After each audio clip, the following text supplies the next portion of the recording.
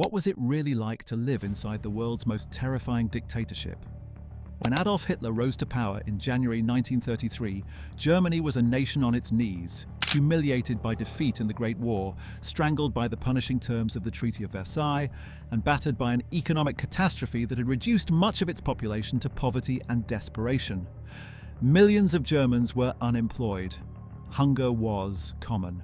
Confidence in democratic government had shattered, and into that void stepped one man with a hypnotic voice, a fanatical sense of mission, and an absolute willingness to do whatever it took to seize and hold total power.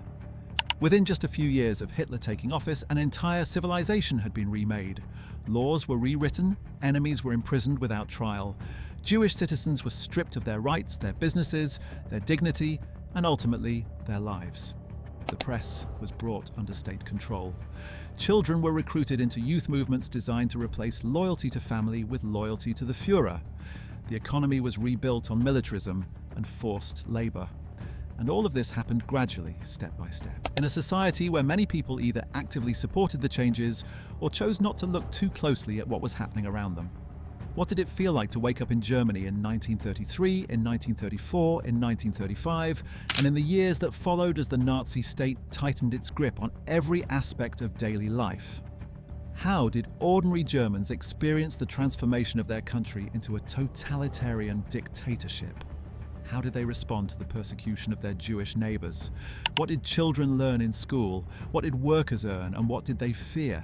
What did it mean to live in a society where saying the wrong thing to the wrong person could mean a knock on the door in the middle of the night? In this video, we will find out. So, without further ado, let's begin at the very beginning, in the final years of the Weimar Republic, when Germany was a democracy desperately searching for a savior. Germany in the early 1930s was a country in crisis on a scale that is difficult to fully appreciate from the perspective of the 21st century. The Great Depression, which had struck the global economy with catastrophic force after the Wall Street crash of October 1929, hit Germany harder than almost any other industrialized nation. By 1932, more than 6 million Germans were officially registered as unemployed, a figure that represented roughly 1 in 3 workers. In reality, the true number was even higher because the official statistics did not capture all those who had given up looking for work, or who were surviving on part-time hours, or who had retreated into subsistence farming in the countryside. In the great industrial cities of the Ruhr, the Rhineland and Saxony, factories stood silent. Men gathered on street corners with nothing to do.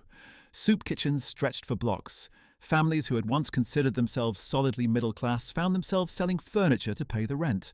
The savings wiped out during the hyperinflation of 1923 had never been fully rebuilt, and now a new wave of economic catastrophe had stripped away whatever recovery the late 1920s had offered.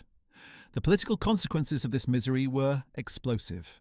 The Weimar Republic, Germany's democratic experiment born in the ruins of the First World War, had never been fully accepted by large portions of the German population. It was associated in many minds with the humiliation of 1918, with the stabbed-in-the-back legend that blamed Germany's defeat not on military failure, but on treachery at home, and with the Treaty of Versailles, which had stripped Germany of territory, forced it to accept full responsibility for the war, and imposed crippling reparations payments. The Republic struggled to govern effectively as the economic crisis deepened, and the political scene fractured into a chaotic array of parties, none of which could build stable governing coalitions. On the left, the Communist Party offered a revolutionary alternative. On the right, the National Socialist German Workers' Party, the Nazis, under their charismatic and increasingly menacing leader Adolf Hitler, offered a vision of national rebirth, of strength restored, of enemies punished and glory recovered. Hitler had been building his movement for more than a decade. Born in Braunau am Inn in Austria in 1889, he had drifted to Vienna as a young man, failed twice to gain admission to the Academy of Fine Arts, and spent years in the city's poorhouses, absorbing a poisonous brew of pan-German nationalism and virulent anti-Semitism. He served in the German army during the First World War, was temporarily blinded by a gas attack in 1918, and experienced the armistice as a personal catastrophe. In the chaos of post-war Munich, he discovered his extraordinary gift for public speaking and his ability to channel the resentments of his audience into a coherent, if delusional, political vision. He joined the tiny German Workers' Party in 1919, quickly dominated it, renamed it the National Socialist German Workers' Party, and spent the early 1920s building it into a significant force in Bavarian politics. His attempted coup in November 1923, the Beer Hall Putsch, ended in humiliating failure and a prison sentence. But prison gave him time to write Mein Kampf, his rambling autobiography and political manifesto, and the defeat ultimately taught him that power would have to be seized through the ballot box and through political manipulation, rather than through street violence alone. Through the late 1920s, the Nazi Party remained a fringe movement. In the 1928 federal elections, they won just 2.6% of the vote. But as the Depression struck and the Republic flailed, Hitler's appeal exploded. By July 1932, the Nazis had become the largest party in the Reichstag, winning 37.4% of the vote. Street battles between Nazi stormtroopers, the Sturmabteilung or SA, and communist fighters were a regular feature of German city life. Political murders were disturbingly common, and the conservative establishment, led by former Chancellor Franz von Papen and the elderly President Paul von Hindenburg, convinced themselves that they could use Hitler as a tool, inviting him into a coalition government and then controlling him from within. It was one of the great miscalculations in the history of democratic politics. On January 30th, 1933, Hindenburg appointed Hitler as Chancellor of Germany. The old president reportedly told associates afterward that he had made the little Austrian corporal his chancellor.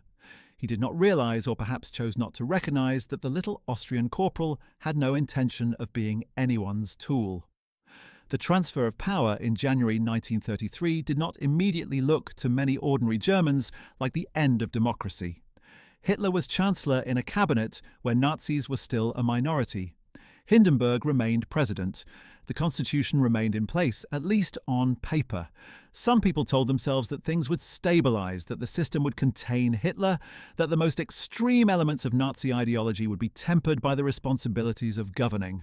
They were wrong, and they were wrong quickly. Within weeks, Hitler had begun the process of dismantling the Republic's institutional safeguards with a speed and ruthlessness that left his opponents scrambling to catch up.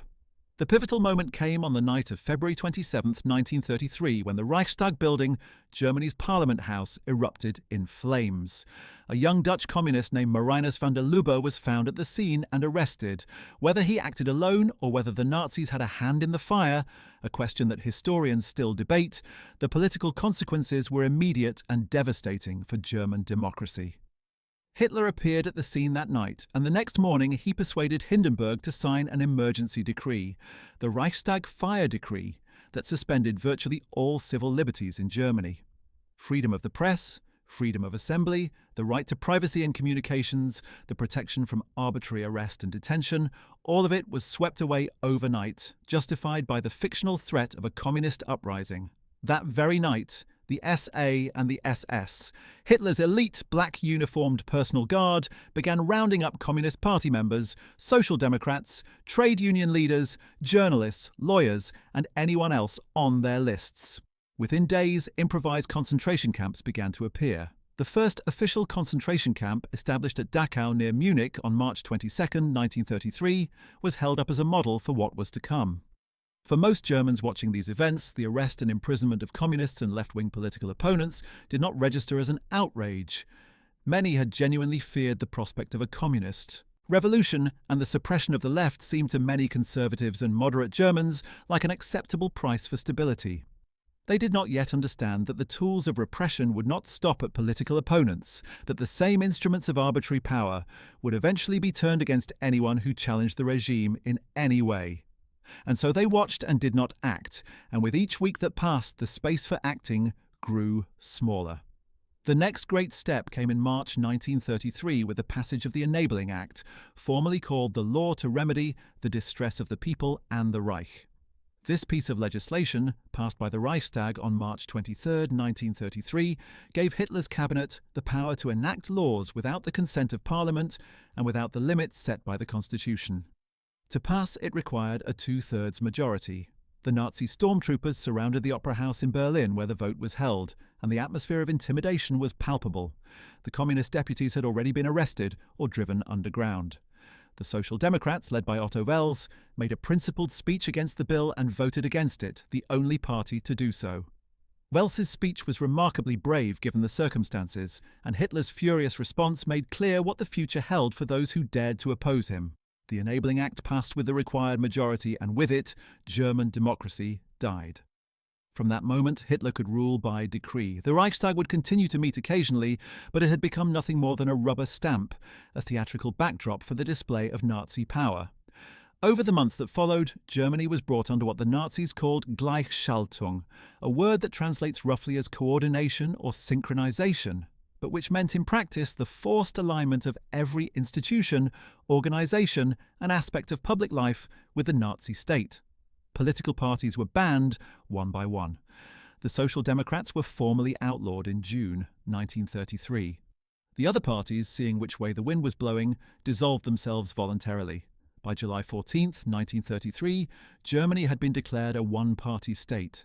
The trade unions had already been abolished in May, their offices seized by SA men, and their leaders arrested.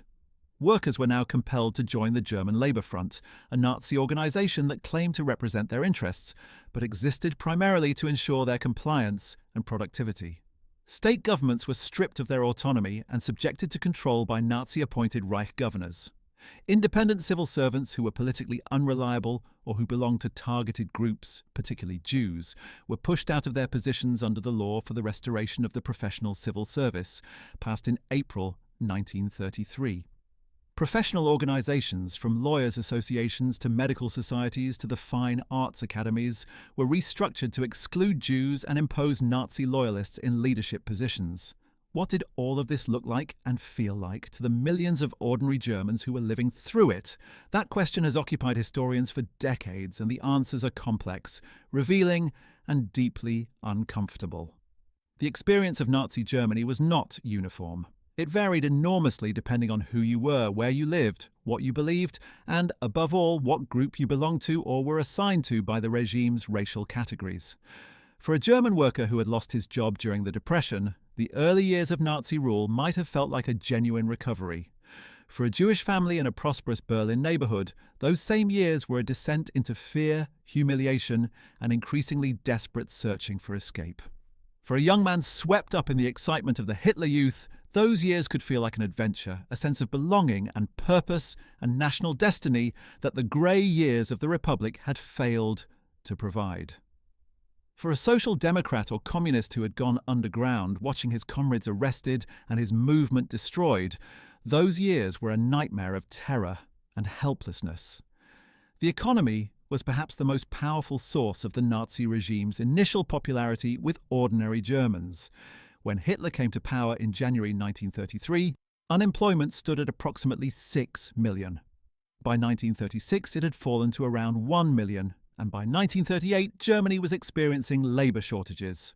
This was, by any measure, a dramatic economic turnaround, and it formed the bedrock of Hitler's domestic support.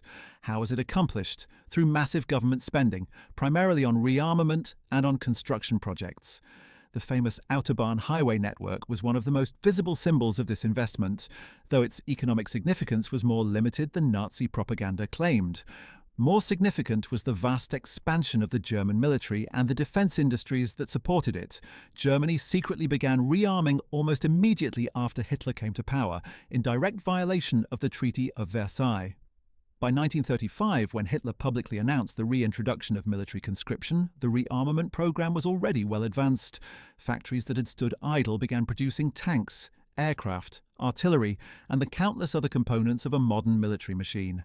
Men who had been unemployed found work in these factories or in the armed forces themselves, or in the construction projects that were reshaping the German landscape. The economic recovery was real, but it came with hidden costs that most Germans either could not see or chose not to examine too closely. The rearmament program was financed in large part through deficit spending and through a series of financial instruments devised by the brilliant and ruthless economics wizard Hjalmar Schacht, who served as president of the Reichsbank and as economics minister until his dismissal in 1937, when he grew alarmed at the pace of military spending. The regime was building toward war, and the economic recovery was inseparable from that preparation. Ordinary workers earned more than they had during the depths of the Depression, but wages remained controlled, strikes were illegal, and workers had no meaningful voice in their conditions of employment. Consumption of luxury goods remained relatively restricted. The economy was being shaped to serve the state's military ambitions, not to maximize the material well-being of ordinary citizens, though the regime was careful to maintain enough consumer goods and entertainments to keep the population satisfied and compliant. The daily lives of working-class Germans underwent profound changes in ways both visible and subtle. The German Labour Front, which replaced the abolished trade unions, organised leisure time through its Kraft durch Freude, or Strength Through Joy, programme. This initiative provided subsidised holidays, theatre and concert tickets, organised sporting events and other recreational activities to German workers on a massive scale. For many workers who had never been able to afford a vacation, the opportunity to take a cruise on a special KDF ship or spend a week at a Baltic resort was genuinely exciting, a tangible benefit of the new order that made Nazi rule feel less like oppression and more like generosity. The regime also promoted the Volkswagen, the people's car, as a symbol of prosperity available to ordinary Germans, though in practice the war began before a single car was delivered to a civilian buyer, and the savings program that workers had enrolled in was never honoured. But the promise of the Volkswagen, the dream of affordable personal transportation, spoke to the aspirations the regime was willing to invoke, even when it had no intention of fulfilling them. The transformation of German society under the Nazis was not merely economic and political. It reached into every corner of cultural and intellectual life.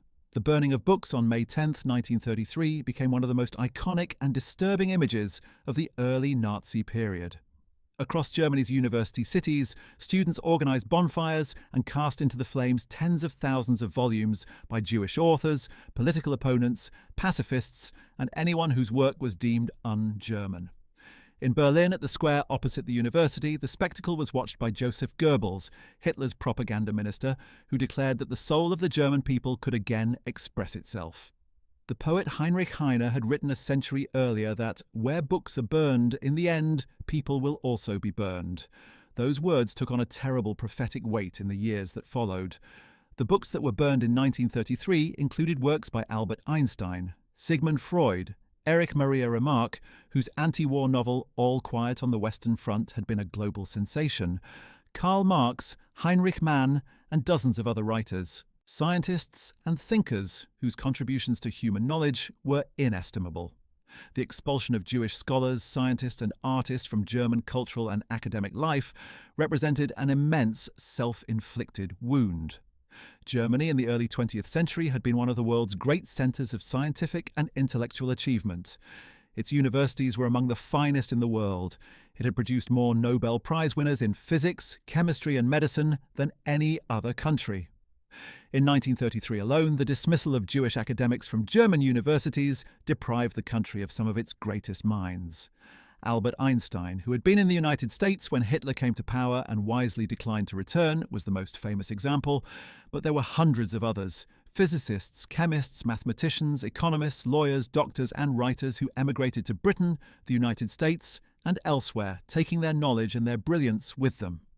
The Nazis celebrated the purification of German science and culture from Jewish influence, while simultaneously depriving themselves of the intellectual capital that had made Germany great. The full consequences of this catastrophic folly would not become apparent until the war, when Germany failed to develop the atomic bomb that American scientists, many of them refugees from Nazi Europe, helped create. Joseph Goebbels, appointed Reich Minister of Public Enlightenment and Propaganda in March 1933, was perhaps the single most important figure in shaping the daily cultural environment of Nazi Germany. A small, club-footed man of extraordinary intelligence and almost complete moral bankruptcy, Goebbels understood the power of mass communication and popular culture with an acuity that few of his contemporaries could match. He quickly brought German radio, cinema, newspapers and all other forms of mass media under the control of his ministry. The Reich Chamber of Culture, established in September 1933, required every person working in the arts, including writers, journalists, musicians, filmmakers, theatre directors and visual artists, to be a member. Membership was denied to Jews and political undesirables, effectively barring them from earning a living in their chosen fields. Those who remained were expected to produce work that served the regime's ideological purposes, or at minimum, did not challenge them. What Germans saw at the cinema, heard on their radios and read in their newspapers was carefully shaped to reinforce the Nazi worldview. Radio was particularly important. Goebbels recognized that radio could reach directly into German homes and workplaces in a way that newspapers could not, and the regime made affordable radio receivers available on a mass scale. The Volksempfänger, or People's Receiver, was a cheap, simple device that sold for 35 Reichsmarks and was designed to receive domestic broadcasts but not foreign stations. By 1939, more than 70% of German households owned a radio, one of the highest penetration rates in the world. And what did they hear? Hitler's speeches, broadcast live and rebroadcast repeatedly. Military music and patriotic songs, news reports that celebrated Nazi achievements and reported the world through the distorting lens of regime ideology, cultural programs that promoted a romanticized vision of German tradition and blood and soil. Goebbels used radio with great sophistication, alternating propaganda with entertainment to keep audiences tuned in and receptive. The cinema was another powerful tool. Germany had a vibrant film industry, and the Nazis were not slow to exploit it. Some of the most technically accomplished films produced anywhere in the world during the 1930s came from Germany, including the work of the director and propagandist Leni Riefenstahl. Her 1934 documentary of the Nazi Party rally at Nuremberg, Triumph of the Will, remains one of the most technically innovative and politically disturbing films ever made. Shot with multiple cameras, innovative angles, and meticulous staging, it presented Hitler and the Nazi movement as a force of nature, something almost divine, inevitable, and overwhelming. Hundreds of thousands of people had gathered in Nuremberg for the rally, arranged in geometric formations that dwarfed the individual and emphasized the collective, and Riefenstahl's camera glorified the spectacle with a skill and artistry that has never been seriously questioned even by those who find its content repellent. The regime used films like Triumph of the Will and later Riefenstahl's documentary of the 1936 Berlin Olympics as tools of international prestige as well as domestic propaganda, demonstrating to the world that National Socialist Germany was vibrant, dynamic, and athletically supreme. But it was not only the grand spectacles that shaped German consciousness. Everyday entertainment was infused with ideological content, often subtly. Films that seemed to be straightforward love stories or historical dramas frequently embedded messages about racial purity, German heroism, the decadence of political opponents, or the threat posed by Germany's enemies. Newsreels shown before, feature films delivered a constant stream of carefully curated images of German strength, prosperity, and unity. The effect, accumulated over months and years of exposure, was a gradual normalization of the Nazi worldview that made its core assumptions seem natural, obvious, and inevitable to those who were not motivated to resist them. The Nuremberg rallies themselves deserve particular attention as expressions of the regime's theatrical genius and its understanding of mass psychology. Held annually in the city of Nuremberg, which the Nazis had designated as the city of the movement, these massive gatherings served multiple purposes simultaneously. They were partly military reviews displaying the growing strength of Germany's armed forces. They were partly religious ceremonies, with Hitler cast in the role of a messianic figure whose presence was awaited with something approaching spiritual ecstasy. They were partly political theatre, reinforcing the party hierarchy and the mythology of Nazi unity. And they were partly tourist events, drawing hundreds of thousands of participants and spectators from across Germany and abroad. Albert Speer, Hitler's personal architect, designed the rally grounds and stage-managed the spectacle with extraordinary skill. His concept of a cathedral of light, achieved by directing 152 anti-aircraft searchlights into the night sky to create towering columns of light visible for miles, was one of the most memorable visual innovations of the entire Nazi period, an overwhelming sensory experience designed to inspire awe and submission in those who witnessed it. For ordinary Germans who attended the rallies, or who watched the newsreel footage, or who listened to the radio broadcasts, the experience could be overwhelming.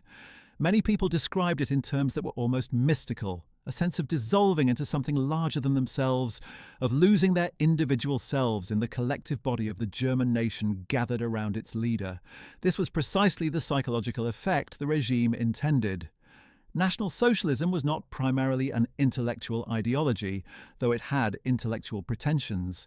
It was an emotional experience, a politics of feeling rather than reason, and its rallies, its pageants, its music, its flags and torchlight processions were all designed to bypass rational judgment and speak directly to deeper and more primitive human needs for belonging, significance, and transcendence. The very irrationality of the spectacle was part of its power, because rational engagement with its content would have revealed too quickly how hollow and dangerous it was. How did the German churches respond to all of this?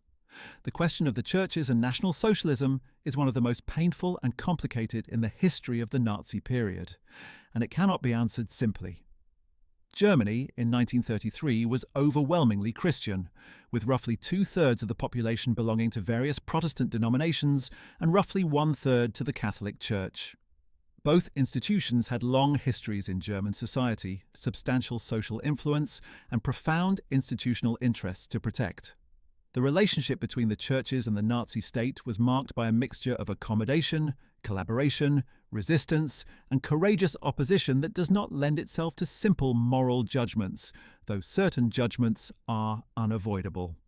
The Catholic Church reached a concordat with the Nazi government in July 1933, an agreement that guaranteed the Church's right to operate its schools and organizations in exchange for the Church's withdrawal from political activity. The Concordat was negotiated by Cardinal Eugenio Pacelli, later Pope Pius XII, and it gave the Nazi regime a significant propaganda victory, suggesting to the world that the Vatican had recognized and accepted the legitimacy of Hitler's government.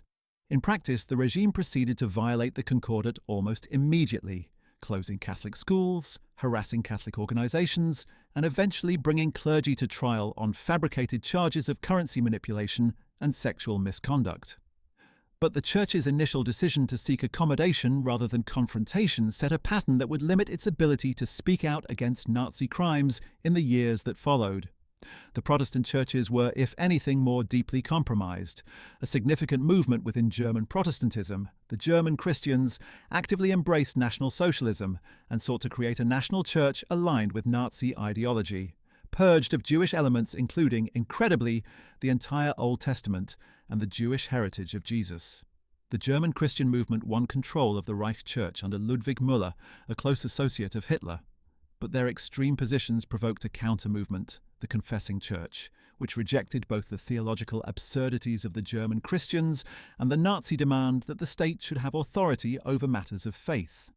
Pastors like Martin Niemöller and later Dietrich Bonhoeffer became important figures in the resistance, though Niemöller's own prior anti-Semitism and enthusiasm for some aspects of National Socialism complicated his moral legacy. Bonhoeffer, who was executed by the Nazis in April 1945, just days before the end of the war, became one of the great martyrs of the resistance, a man whose theological writings on the cost of discipleship and the meaning of Christian engagement with the world continue to resonate today. The story of German Jews during the first years of Nazi rule is a story of mounting terror told in stages that are, in retrospect, horribly clear in their direction, even though many of those living through them could not or would not see where they were leading. In January 1933, there were approximately 500,000 Jews in Germany, less than 1% of the total population. They were, by any measurable standard, thoroughly integrated into German society. They served in German universities, in the legal and medical professions, in banking and commerce, in the arts and journalism. Many had fought for Germany in the First World War and bore the wounds and decorations to prove it. Many thought of themselves as Germans first and Jews second, or as Germans who happened to be Jewish, and could not fully believe that the country they had served and loved for generations would turn against them with such ferocity. The persecution began almost immediately after Hitler took power, though in its early stages it was chaotic and inconsistently applied, driven by local initiatives and SA violence as much as by centrally organized policy.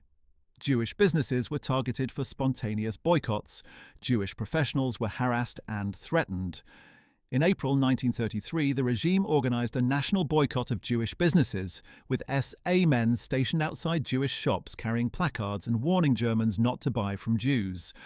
The boycott was only partly successful because many Germans continued to shop where they normally shopped, but it established a precedent and signaled to Jews throughout the country that their status was changing in fundamental ways. The professional purges followed quickly. removing Jews from the civil service, from the legal profession, from universities, and from other areas of public life under a series of laws passed in the spring of 1933. For many Jewish families, the question of whether to stay or to leave Germany became urgent almost immediately.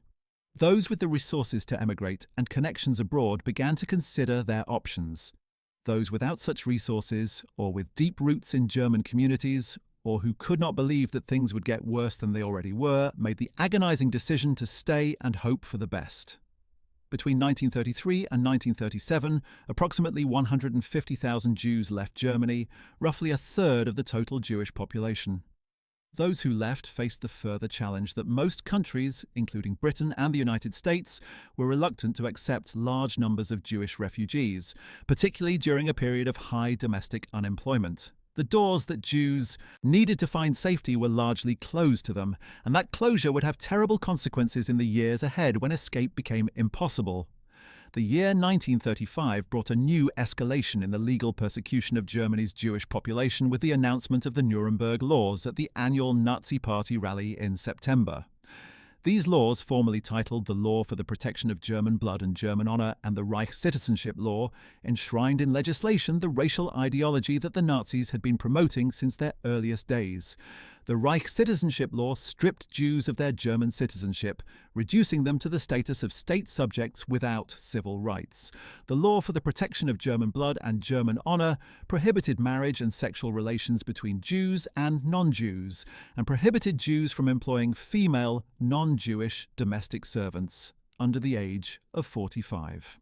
The laws required supplementary decrees to define exactly who was a Jew, a matter that proved more complicated than the legislators had anticipated, given the reality of mixed ancestry in a society that had not previously organized itself around racial categories. The resulting classification scheme divided people into categories: full Jews, those with 3 or 4 Jewish grandparents; Mischlinge of the first degree, those with 2 Jewish grandparents; and Mischlinge of the second degree, those with 1 Jewish grandparent. The lives of people who fell into these intermediate categories became sites of legal uncertainty and personal anguish for years afterward, as different regulations applied different definitions, and bureaucrats and petitioners argued over who counted as what. For Jews who remained in Germany after the Nuremberg Laws, daily life became a relentless exercise in navigating humiliation and restriction. Signs in public places, restaurants, parks, and swimming pools proclaimed that Jews were not welcome or were outright banned. Park benches were marked with a yellow stripe to indicate that Jews could sit there, since the unmarked benches were for Aryans only. Jewish children continued to attend school for a time, but in classrooms where their teachers might discuss racial biology and explain to their non-Jewish classmates that Jews were a separate and inferior race. Jewish professionals who had managed to hold on to their positions found them increasingly precarious. Doctors could treat only Jewish patients. Lawyers could not represent non-Jewish clients in court. The isolation was both legal and social, as former friends and colleagues withdrew, sometimes out of genuine sympathy with Nazi views, sometimes out of social pressure and fear of being seen to associate with Jews, sometimes out of simple cowardice and the human tendency to go along with what everyone else seemed to be doing. Children experienced the early Nazi years in ways that were shaped partly by their social position, but profoundly by the regime's systematic effort to capture their loyalty and reshape their values. The Hitler Youth, the Hitler Jugend, had existed since the 1920s as a subsidiary organization of the Nazi Party, but its role and its reach expanded dramatically after 1933. For boys between the ages of 14 and 18, membership became increasingly compulsory, legally mandatory from 1936 onward. Younger boys joined the Deutsches Jungvolk, or German young folk, from age 10 to 14. Girls had their own organizations, the Jungmadelbund for younger girls, and the Bund Deutscher Madel, the League of German Girls, for those between 14 and 18. By 1936, the Hitler Youth had approximately 6 million members, and that number continued to grow. What was life in the Hitler Youth actually like for German children? Accounts vary considerably depending on when and where young people grew up, who led their local unit, and what the children themselves brought to the experience. For many boys in the early years, the Hitler Youth genuinely felt like an exciting adventure. The camping trips, the hiking, the sports competitions, the comradeship, the sense of belonging to something important and purposeful all had genuine appeal, particularly for boys from families where little money had been available for leisure activities.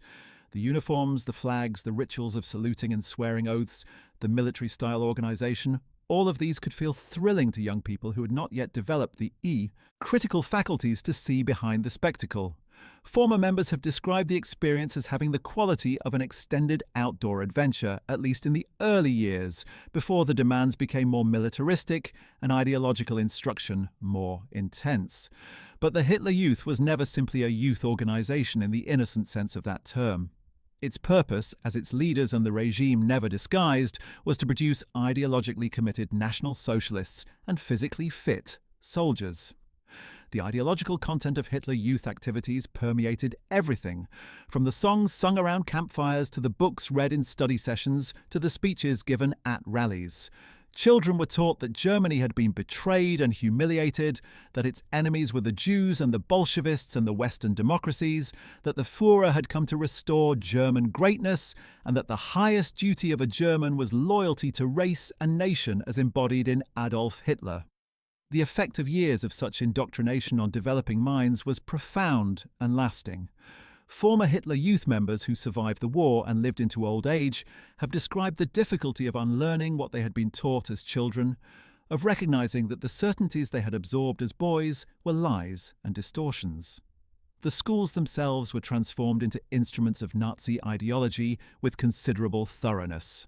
The curriculum was reshaped to emphasize German history and culture in ways that supported the Nazi narrative, racial biology that gave academic cover to anti-Semitism, and physical education that prepared students for military service. History lessons focused on the glory of Germanic civilization and the injustices inflicted on Germany by its enemies. Literature classes emphasized writers who could be claimed for a German national tradition, while Jewish and politically suspect authors disappeared from reading lists. Science classes included instruction in racial hygiene and eugenics, presented as legitimate science. Teachers who were Jewish were dismissed. Those who remained were expected to join the National Socialist Teachers League and to incorporate Nazi ideology into their instruction. The effect on individual children's understanding of the world could be measured in the small daily encounters of school life. Children who had Jewish classmates watched as those classmates were isolated, humiliated, and eventually expelled from the classroom entirely. They learned, in ways that required no explicit instruction, that Jews were different, other, lesser. They absorbed the casual cruelty that the regime normalized toward its designated enemies, and they learned that expressing discomfort or sympathy for those who were mistreated was dangerous. The education offered by Nazi schools was not only in formally designated subjects, it was an education in conformity, in silence, in the suppression of empathy, and in the equation of belonging with obedience. The question of how much ordinary Germans knew about the crimes being committed by the regime, and when they knew it, has occupied historians and prompted bitter public debates in Germany for decades. What is clear is that the early concentration camps, established in 1933, were not secret. Dachau was reported in the press. Stories of what happened to inmates spread through word of mouth. People who had relatives or friends or colleagues arrested and sent to camps brought back accounts of the brutal treatment when they returned. The regime's violence was not hidden from the German public in the early years. It was displayed, even celebrated, as evidence of the regime's strength and its willingness to deal harshly with its enemies. The public understood that the communists and social democrats and trade unionists who were being arrested and beaten were being punished for their politics, and many non-communist, non-socialist Germans either approved of this or told themselves it had nothing to do with them. What was harder for ordinary Germans to see, and what the regime worked to conceal, was the full-scale and systematic nature of the violence, and above all its direction toward Jews. The persecution of Jews unfolded gradually and with sufficient incrementalism that each step could be rationalized as less extreme than what had come before, as a temporary measure, as something that would stabilize. This is one of the most important and disturbing lessons of the Nazi period, the way that the gradual escalation of persecution allowed people who would have been horrified by the end point to accept each intermediate step as not much worse than the previous one. When Jews lost their citizenship in 1935, people who had watched without great protest as Jews were dismissed from their jobs in 1933 told themselves that citizenship was not everything, that Jews could still live and work. When Jews were barred from entire professions and from public spaces, people told themselves that at least they were still physically safe. The logic of incremental accommodation carried people further and further down a road they might never have chosen to walk had they been shown the destination at the beginning. The regime also worked actively to manufacture public consent and to suppress awareness of what it was doing. The press was under Goebbels' control, and newspapers that might have reported critically on the persecution of Jews or the conditions in concentration camps were either brought into line or shut down. The regime created alternative explanations for what was happening, framing Jewish persecution as a defensive response to Jewish aggression and international conspiracy. The Stürmer, Julius Streicher's obscene anti-Semitic newspaper, offered the most extreme version of this fantasy, depicting Jews in cartoons as parasitic, sexually predatory, and fundamentally criminal. The paper was widely distributed, displayed in special glass cases on street corners in German cities, and its content, though extreme even by Nazi standards, helped to normalize the idea that Jews were fundamentally different from and dangerous to ordinary Germans. The Night of the Long Knives on June 30th, 1934, revealed in stark terms what kind of regime had come to power in Germany. The SA, the stormtroopers who had been instrumental in bringing Hitler to power, had grown to several million members under their flamboyant and brutal leader Ernst Röhm. Röhm wanted the SA to replace or absorb the regular German army, the Wehrmacht, and to push the revolution further, redistributing wealth and power more radically. This alarmed the army leadership, the business establishment, and members of Hitler's inner circle who feared that Röhm's ambitions would destabilize the regime. Hitler chose to act against his oldest comrades with ruthless decisiveness.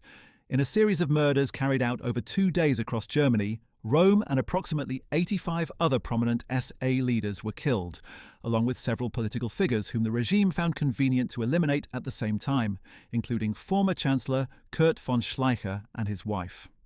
The murders were carried out by the SS under Heinrich Himmler and Reinhard Heydrich. What was remarkable was the public reaction. Hitler announced to the Reichstag that he had been forced to act as the supreme court of the German nation against a mutiny, that he had saved Germany from a plot. The Reichstag applauded. President Hindenburg, who died in August 1934, sent his congratulations. The Wehrmacht officer corps, relieved that the SA threat had been removed, accepted the murders without protest. The German public, presented with a story of having been saved from a dangerous conspiracy, largely went along with the official narrative. The willingness of institutions that might have objected, the courts, the churches, the military, the press, to accept the regime's right to murder its own leaders without legal process was a profound indicator of how completely the rule of law had already been abandoned. The death of Hindenburg in August 1934 removed the last institutional check on Hitler's power. Hitler immediately merged the offices of Chancellor and President, becoming Führer and Reich Chancellor, and required the Wehrmacht to swear a personal oath of loyalty to him by name rather than to the Constitution or to Germany. This oath would prove to be of immense psychological importance throughout the war, as many officers who might otherwise have rebelled against Hitler's most disastrous military decisions felt themselves bound by what they had sworn.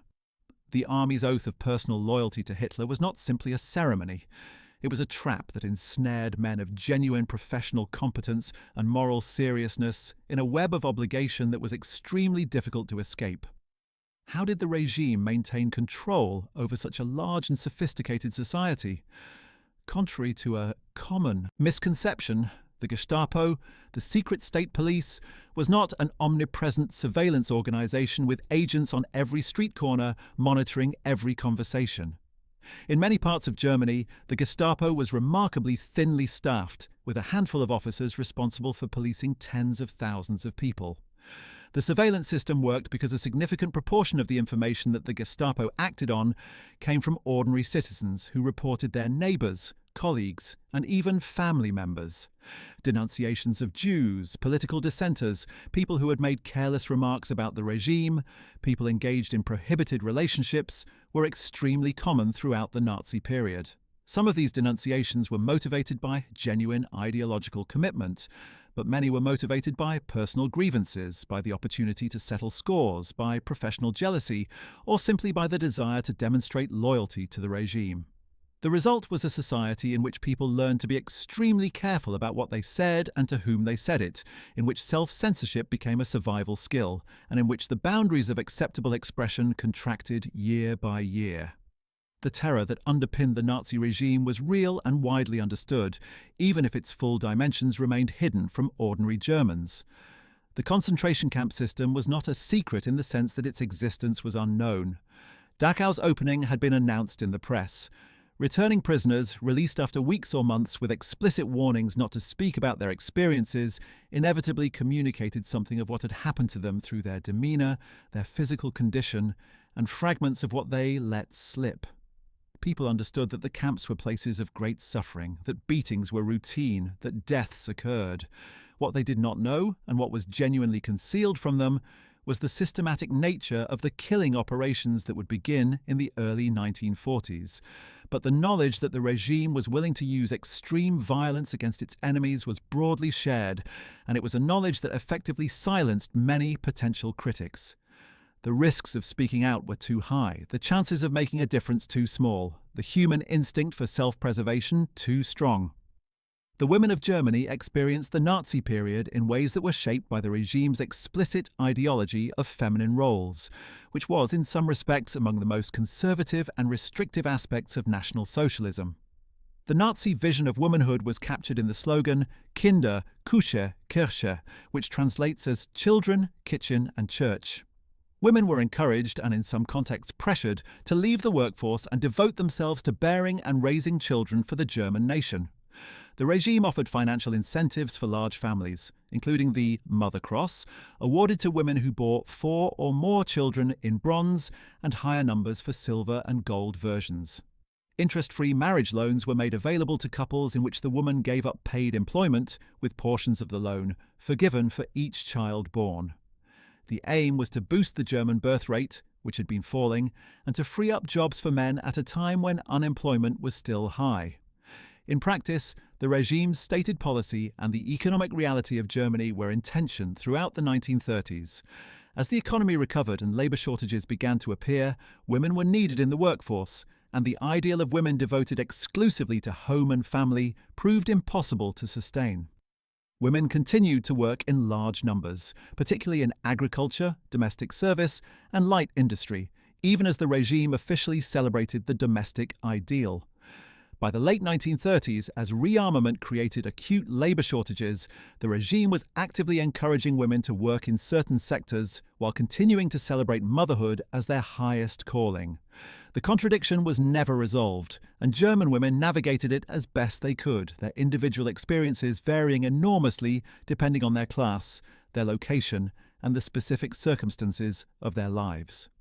For women married to men who were members of the Nazi Party leadership, or SS, life could be a strange mixture of privilege and constraint, of material comfort and profound moral complicity, of proximity to power and exposure, to its most disturbing consequences. The wives of Nazi leaders occupied an unusual position, celebrated publicly as exemplars of German womanhood, while their husbands carried out crimes against humanity. Emmy Göring, wife of Luftwaffe chief Hermann Göring, lived in extraordinary opulence at Karinhal, the vast estate north of Berlin, where her husband displayed his massive collection of looted art. She claimed the unofficial title of First Lady of the Third Reich and enjoyed the social status that came with her husband's position while remaining, or at least claiming to remain, ignorant of the darker aspects of his activities. When the war ended and her husband faced trial at Nuremberg, she was left to rebuild her life in the ruins of everything they had built on the suffering of others. The lives of the children of senior Nazi officials were shaped by a combination of extraordinary privilege and exposure to the ideology that their parents embodied. Gudrun Himmler, daughter of the SS chief Heinrich Himmler, accompanied her father to some of his official functions and was shielded by him from the full horror of what he was doing. Though decades later she would still maintain that her father had been a good man, a position that required a degree of willful self-deception that spoke to how successfully the Nazi system insulated its beneficiaries from the reality of its crimes. The children of Nazi leaders were, in their own way, among the system's most important products, examples of what National Socialism claimed to be creating in its ideal of the German family, and they bore the weight of that impossible inheritance for the rest of their lives. The persecution of other minority groups alongside Jews during the early Nazi period is important to understand as part of the comprehensive nature of Nazi racial ideology. The Sinti and Roma, known in Germany as Gypsies, were subjected to persecution that followed a trajectory similar to that of the Jews, moving from marginalization and restriction to deportation and systematic murder. People with disabilities faced a particularly early and terrible fate. The Action T4 euthanasia program, which began in 1939 but had its intellectual roots in the racial hygiene ideology that the regime had been promoting since 1933, resulted in the murder of between 200,000 and 300,000 disabled Germans in state-run facilities. The program was eventually halted in 1941 after protests from Catholic bishops, one of the few instances in which public pressure genuinely affected Nazi policy, though the killings continued in modified forms. Homosexual men were targeted, arrested, sent to concentration camps, and subjected to brutal treatment, including forced castration and medical experiments. Political dissidents of all kinds, Jehovah's Witnesses who refused on religious grounds to swear oaths to the state or serve in the military, Freemasons, and many others all experienced varying degrees of persecution under the comprehensive totalitarianism that the Nazi state sought to impose. The economics of German society in the mid-1930s were also shaped by the regime's systematic expropriation of Jewish property and wealth. As Jews were pushed out of their professions and their businesses became targets for takeover, the process of Aryanization, the transfer of Jewish-owned property into non-Jewish hands, accelerated throughout the decade. Jewish business owners were forced to sell at prices far below market value, with the proceeds subject to taxation and other deductions that left sellers with a fraction of their property's worth. The buyers of these businesses benefited from the dispossession of their former owners, as did the regime, which extracted substantial revenues from the process. This expropriation created a material stake in the continuation of Jewish persecution among a significant segment of the German population, those who had acquired Jewish property or professional positions vacated by dismissed Jews. The economic incentive to support, or at minimum to tolerate, the persecution of Jews was real and should not be underestimated as a factor in understanding why so many ordinary Germans went along with what was happening. The rearmament of Germany was the regime's largest and most consequential economic undertaking, and it reshaped German society in ways that went far beyond the obvious military dimensions. The decision to rearm, announced publicly in March 1935 with the reintroduction of conscription, was a direct violation of the Treaty of Versailles, and Hitler watched anxiously to see how the Western powers would respond. Their response was, effectively, to do nothing. Britain, France, and the other signatories of Versailles were not willing to enforce the treaty by force, and their passivity encouraged Hitler to proceed with increasing boldness. The Rhineland was remilitarized in March 1936, again in violation of Versailles and the Locarno treaties. Again, the Western powers protested and took no action. The lesson Hitler drew from these encounters was that the democracies were weak and fearful, unwilling to fight for their stated principles. He was not entirely wrong in this assessment, and the consequences of Western weakness in the face of Nazi aggression would be catastrophic. The 1936 Berlin Olympic Games deserve extended attention as a moment that reveals much about the Nazi regime and its relationship with the outside world. Hitler had initially been reluctant to host the Games, which had been awarded to Berlin before the Nazis came to power, but Goebbels convinced him that they represented an extraordinary propaganda opportunity. Germany invested enormous resources in making the Games a showcase for the new Germany, building magnificent facilities, including the Olympic Stadium designed by Albert Speer, and creating an atmosphere of welcoming and efficiency that was designed to impress foreign visitors and confound the critics who painted Nazi Germany as a barbaric dictatorship. For the duration of the Games, the most offensive anti-Semitic signs were temporarily removed from public view. The Stürmer was taken off display, and the German government put its best face forward to an international audience of athletes, journalists, and spectators. The strategy was remarkably successful in its short-term propaganda aims. Many foreign visitors came away with positive impressions of Germany, reporting that the people seemed happy, the country seemed prosperous and well organized, and the stories they had heard about Nazi brutality seemed exaggerated or partisan. The American journalist William Shirer, who was based in Berlin throughout the Nazi period and whose book The Rise and Fall of the Third Reich remains one of the essential accounts of the era, noted the sophistication with which the regime managed its image during the Olympics. But the Games produced at least one moment that the regime could not control and could not prevent becoming a global symbol. Jesse Owens, the African-American athlete from Ohio, won 4 gold medals in track and field, including the 100 meters, the 200 meters, the long jump, and the 4x100 relay. His extraordinary athletic achievements directly contradicted the Nazi claim of Aryan racial supremacy, and his performance was celebrated by the international press and by many German spectators as well. Hitler, who had publicly congratulated Aryan medal winners on the first day before being told by Olympic officials that this was inappropriate, did not personally congratulate Owens, a slight that became famous in its own right. But the image of an African American standing on the Olympic podium while the Nazi regime looked on was one of the most powerful counter-narratives the Games produced, a reminder that the human reality of athletic achievement refused to conform to the regime's racial fantasies. The year 1938 brought several developments that accelerated both the regime's expansion and the persecution of its victims. In March, Germany annexed Austria in the Anschluss, incorporating it into the Reich without resistance, and with the enthusiastic support of a significant portion of the Austrian population. The scenes of Viennese crowds cheering Hitler's motorcade and jeering at Jewish citizens forced to scrub sidewalks on their hands and knees, while crowds mocked them shocked observers abroad and gave a taste of the virulence of Austrian anti-Semitism, which in some respects exceeded even the German variety. The absorption of Austria brought an additional 190,000 Jews under Nazi rule, and the pace of persecution in the newly incorporated territory moved immediately to the level that had taken years to build in Germany proper, compressing into weeks what had developed over 5 years.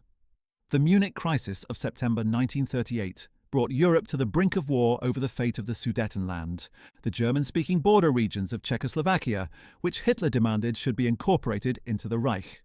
British Prime Minister Neville Chamberlain flew to Munich and agreed, in the Munich Agreement signed on September 30, 1938, to the German annexation of the Sudetenland in exchange for Hitler's assurance that he had no further territorial ambitions. Chamberlain returned to London and announced that he had secured peace in our time, a phrase that would become one of the most painful ironies in the history of modern statecraft. Within 6 months, Germany had occupied the rest of Czechoslovakia in violation of the Munich Agreement, and within a year, Europe was at war. Between the Munich Agreement and the annexation of the rest of Czechoslovakia came Kristallnacht, the Night of Broken Glass, on November 9th and 10th, 1938. The immediate pretext was the assassination of a German diplomat in Paris by a young Jewish man whose parents had been among the Jews recently expelled from Germany and dumped on the Polish border in horrific conditions. Goebbels used the assassination as an opportunity to unleash a pogrom that the regime had been planning and that now received Hitler's explicit authorization. Over 2 nights, SA men and party members across Germany and Austria attacked Jewish synagogues, businesses, and homes. More than 7,000 Jewish businesses were looted and destroyed. Approximately 1,400 synagogues were burned. Around 30,000 Jewish men were arrested and sent to concentration camps. At least 91 Jews were killed in the violence, though the true figure was certainly higher. The cost in broken glass that gave the night its name was so enormous that the joke circulated that Germany had imported glass from Belgium to replace what had been smashed. The public response to Kristallnacht within Germany was not what the regime had hoped for.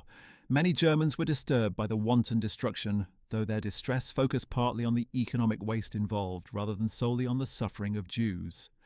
The sight of burning synagogues and looted businesses made many people uncomfortable, not because they sympathized particularly with Jews, but because it looked chaotic and lawless and contrary to their self-image as an orderly, civilized society.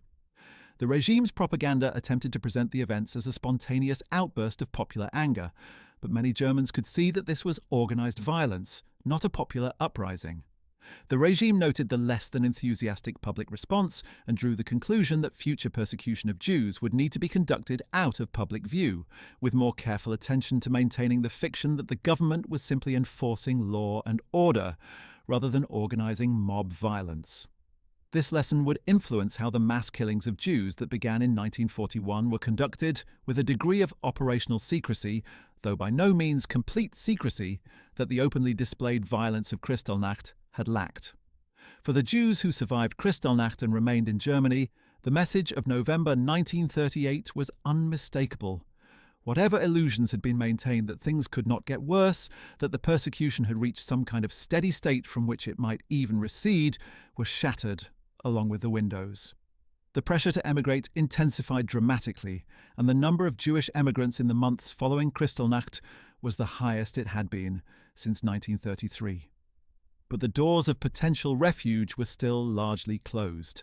The Evian Conference of July 1938, convened to discuss the refugee crisis, had produced nothing but polite expressions of sympathy from 32 nations, none of which was willing to significantly increase its quota of Jewish immigrants. The tragedy of Jewish refugees unable to find countries willing to take them in would deepen as the war approached, and the possibility of escape from Nazi-controlled Europe grew narrower with each passing month.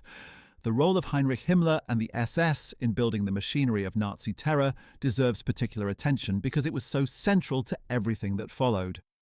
Himmler was in many ways the most dangerous man in Hitler's inner circle, more dangerous even than the flamboyant Göring or the brilliant but mercurial Goebbels, because he combined fanatical ideological commitment with genuine organizational talent, a rare and terrible combination.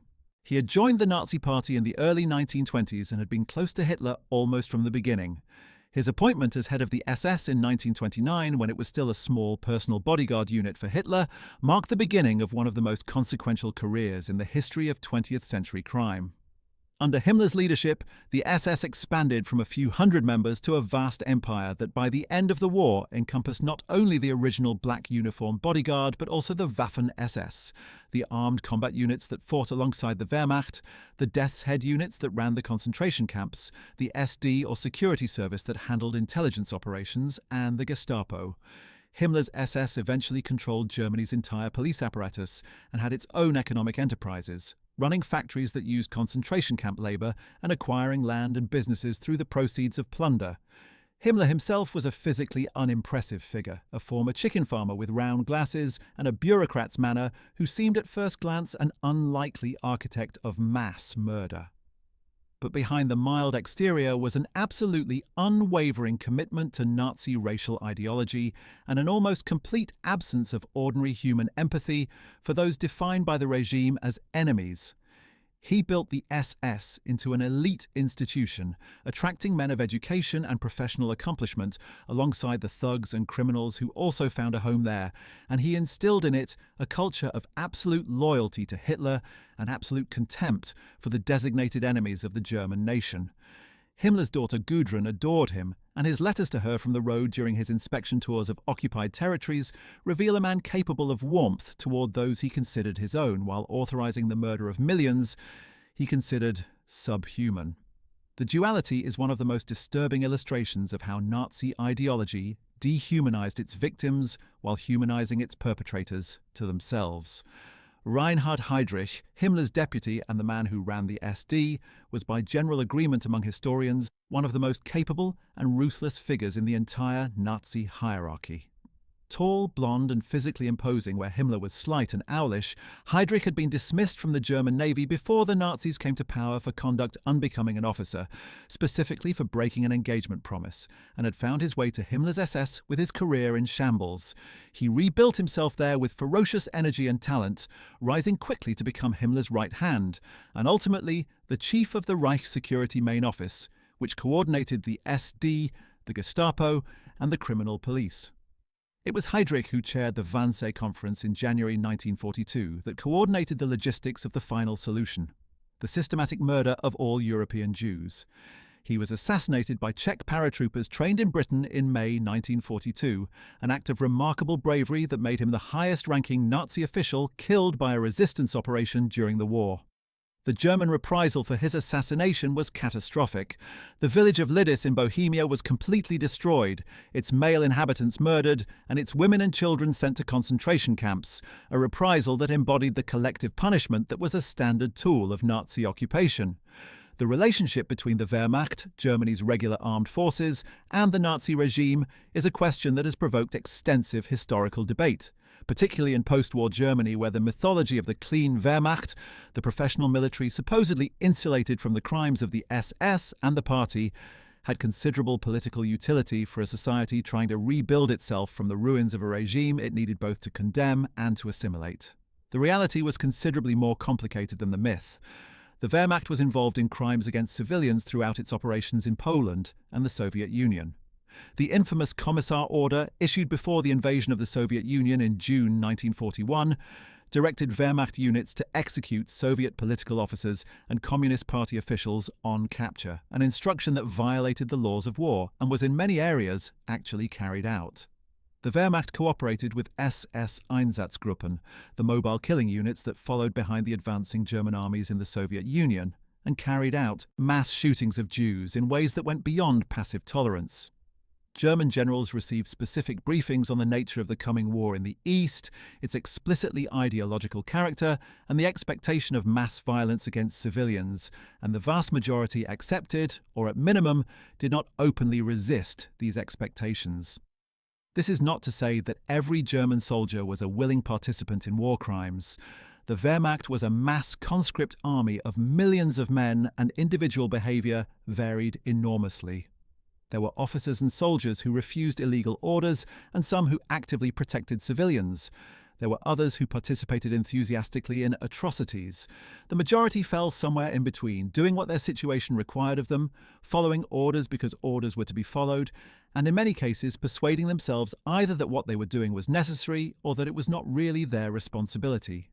The willingness of ordinary men to participate in or acquiesce to mass violence, when given authorization by legitimate authorities, when assigned to groups that normalized that violence, and when presented with victims who had been dehumanized by years of propaganda, is one of the most disturbing findings of the historical and psychological research stimulated by the Nazi period.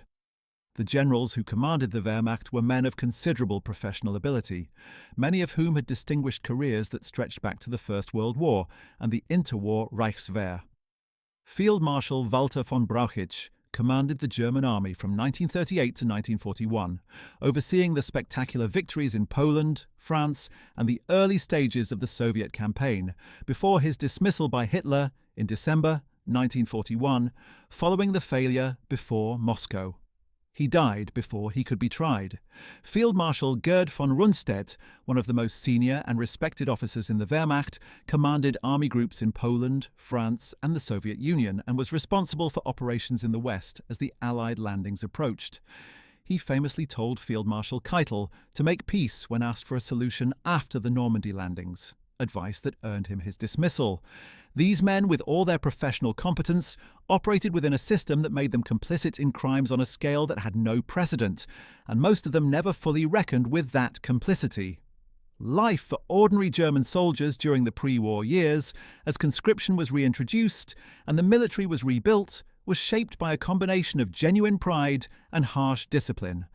The Wehrmacht's rapid expansion created enormous demand for officers and non-commissioned officers, and promotion came quickly for capable men. Training was rigorous and sometimes brutal. The ideology of the soldier as the embodiment of German national virtue was deeply embedded in military culture, reinforced by Nazi political education officers who were integrated into military units from the early years. Soldiers were expected to be physically fit, obedient, ideologically committed, and willing to die for the Führer and the nation. The romantic vision of military service, promoted constantly through propaganda and popular culture, helped recruit men and sustain morale in the early years when the Wehrmacht was winning spectacular victories and the war seemed to be going exactly as Hitler had promised. The rural population of Germany experienced the Nazi period in ways that differed from those of city dwellers in important respects. The Nazi movement had always drawn disproportionate support from the agricultural regions of Germany, where economic distress, suspicion of urban modernity, and a romanticized attachment to the German soil made many farmers receptive to a political movement that celebrated the peasant and the land as the foundation of German national life. The Reich-entailed Farm Law of September 1933 protected farms of a certain size from sale or subdivision, passing them intact from generation to generation in the name of preserving the peasant class as the biological foundation of the German nation. This sounded appealing in theory, but in practice created significant problems for farm families who could not divide their properties among children or use them as collateral for loans. The Nazi ideology of blood and soil, Blut und Boden, which was promoted most fervently by the agriculture minister Richard Walter. Dara celebrated the German peasant as the most authentic expression of the national character, rooted in the land, pure in blood, resistant to the corruptions of urban modernity and international capitalism. This ideology had real appeal in agricultural communities that had suffered severe economic hardship during the Depression and that felt culturally marginalized by the growing dominance of city life. The regime organized elaborate celebrations of harvest festivals that drew hundreds of thousands of participants and positioned the farmer at the center of German national life. But the romantic ideology of blood and soil coexisted uneasily with the economic and military demands of the rearmament program, which required industrialization, urbanization, and the movement of agricultural workers into factories at a scale that contradicted the back-to-the-land romanticism of Nazi agricultural ideology. The lives of German women and families were further shaped by the regime's population policy, which sought to increase the German birth rate through a combination of incentives and social pressure. Marriage loans provided financial support for couples in which the woman gave up paid employment, with portions forgiven for each child born. The regime organized competitions for large families and held ceremonies to honor prolific mothers. Women who bore 4 or more children received the Mutterkreuz, the Mother Cross, in bronze, silver or gold, depending on the number of children. This policy had a real, if modest, effect on birth rates, which did rise during the Nazi period, though the increase was smaller than the regime had hoped for and was partly offset by the immigration of Jews and political opponents who took their families with them.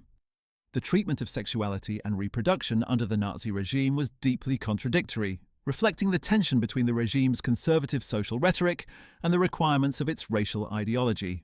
Marriage and reproduction were encouraged for those defined as racially acceptable, but they were forbidden for those who did not meet the regime's criteria. Forced sterilization of those deemed hereditarily unfit, including people with hereditary diseases, developmental disabilities, and conditions such as schizophrenia and severe alcoholism, was carried out on a massive scale under the Law for the Prevention of Hereditarily Diseased Offspring, passed in July 1933. By the end of the Nazi period, approximately 400,000 people had been forcibly sterilized, a crime against bodily autonomy that was rationalized in the language of public health and racial hygiene. The eugenics movement that provided the intellectual framework for these policies was not exclusively German. Forced sterilization programs existed in several American states and in Scandinavia. But the Nazi program was by far the largest and most coercive of any in the democratic world. The world of sports and physical culture played a central role in Nazi society, reflecting both the regime's genuine emphasis on physical fitness as a national value and its use of athletic achievement as a propaganda tool. German athletes were expected to represent the nation's racial and physical superiority, and the regime invested heavily in elite sport to produce world-class competitors. The success of German athletes at international events was celebrated as evidence of National Socialist Germany's vigour and vitality. At the same time, Jews were systematically excluded from German sports organisations and facilities, denied the opportunity to compete in national competitions, and ultimately, after the Nuremberg laws, barred from clubs and sporting venues entirely. This exclusion represented one of the earliest and most publicly visible aspects of Jewish persecution, since sport was a domain where the integration of Jews had previously been considerable. The regime's relationship with art and culture extended beyond the famous book burnings and the film industry to encompass every form of artistic expression. Music was a particularly fraught domain given Germany's extraordinary musical heritage and the complex relationship between that heritage and the Nazi cultural agenda. The regime celebrated German classical composers, particularly Bach, Beethoven and Brahms, as expressions of German racial genius, and Wagner's operas, with their themes of Germanic mythology and racial identity, were especially favoured. Hitler himself was a devoted admirer of Wagner and attended performances at the Bayreuth Festival regularly. Jewish composers and musicians were excluded from German musical life, including many of the most distinguished figures in 20th century music. The conductor Bruno Walter, who had been a leading figure in German musical life, was driven into exile. Arnold Schoenberg, whose 12-tone compositional system was denounced as degenerate Jewish art, emigrated to the United States, where he spent the rest of his life. Jazz, associated in Nazi ideology with African Americans and Jews and with the cultural degeneracy that the regime claimed to be fighting, was officially discouraged, though it remained popular in certain social circles and continued to be broadcast secretly on foreign radio stations that determined Germans managed to receive despite official discouragement. The visual arts experienced a parallel transformation. The regime organized a famous exhibition in Munich in 1937 that illustrated what it called Entartete Kunst, degenerate art, which included expressionist, abstract and other modernist works that had been confiscated from German museums. The exhibition was intended to expose these works to public mockery and condemnation, and it was presented alongside an exhibition of officially approved German art that embodied the Nazi aesthetic. Realistic depictions of heroic Nordic figures, idealized landscapes, healthy families, and military scenes. Thousands of works by living and dead artists were confiscated from German museums and either sold abroad through dealers for foreign currency, which was desperately needed, or destroyed. The loss to European cultural heritage was immense, though many of the works that were sold rather than destroyed ended up in private collections or museums outside Germany, preserving them from destruction. The architecture of the Nazi period expressed the regime's ideology in stone and concrete on a scale that was intended to overawe both contemporaries and posterity. Albert Speer, who became Hitler's personal architect in 1934 after designing the stage sets for the Nuremberg rallies, was tasked with rebuilding Berlin as Germania, a new capital for the thousand-year Reich.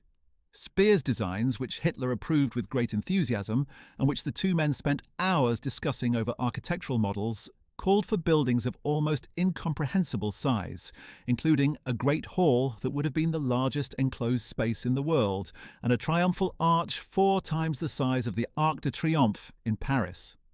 The demolition of entire districts of Berlin to make way for the new construction required the displacement of tens of thousands of residents, a significant proportion of whom were Jews being pushed out of their homes as part of the broader policy of Jewish exclusion. The Germania project was never realized beyond its models and a few completed sections because the war absorbed the resources needed to build it. But the scale of what was planned reveals both the megalomania of the regime and the utter indifference to ordinary human needs that characterized its approach to urban planning. The question of domestic resistance to the Nazi regime is one that has received considerable historical attention, partly because genuine resistance was so rare and so brutally suppressed that it is tempting to overstate its significance in retrospect. Organized political resistance was effectively destroyed in 1933 and 1934 as the parties and trade unions were dissolved and their leaders arrested, killed, or driven into exile.